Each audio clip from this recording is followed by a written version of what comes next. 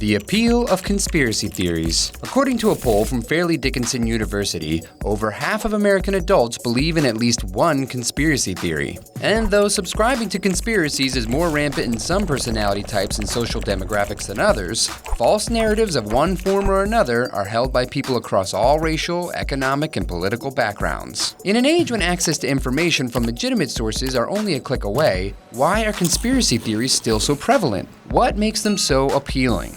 Well, there are quite a few psychological factors that lead to the belief in conspiracy theories.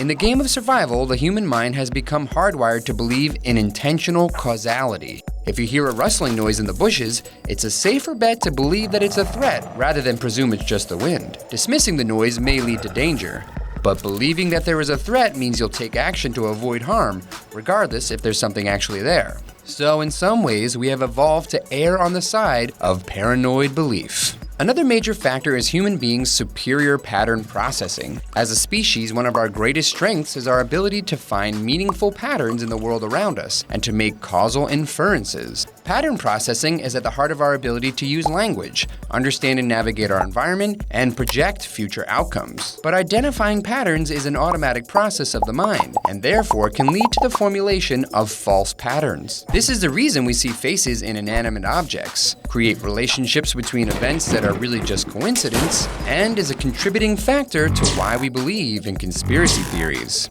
There is also our tendency towards confirmation bias. Acknowledging that we are wrong about something is a difficult thing for most of us to admit. This is especially true of concepts and ideas that we associate with our worldview.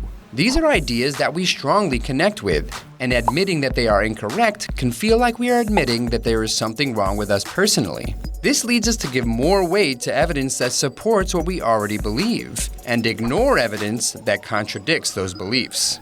There is also our innate tendency to assume that big events have big causes. For instance, the president being killed by a single shooter acting alone feels unbalanced. That is why a covert government conspiracy with multiple shooters feels more plausible, despite the evidence otherwise. Another contributing factor is projection. This is an unconscious impulse to deny negative qualities in ourselves while attributing them to others. For those who actively conspire and lie, they reflexively believe that others are acting similarly, making conspiracies more plausible and widespread.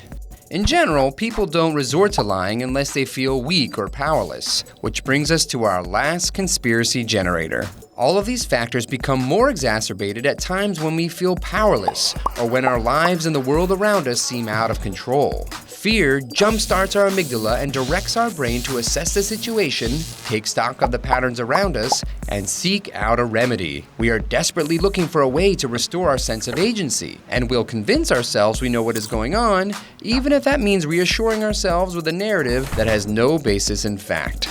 That said, not all conspiracy theories are false. Some indeed turn out to be true. That is why it's always important to keep an open mind, weigh all the evidence, determine if the sources are legitimate, and be careful not to be seduced by the lurid appeal of a juicy conspiracy just because it supports something you want to believe.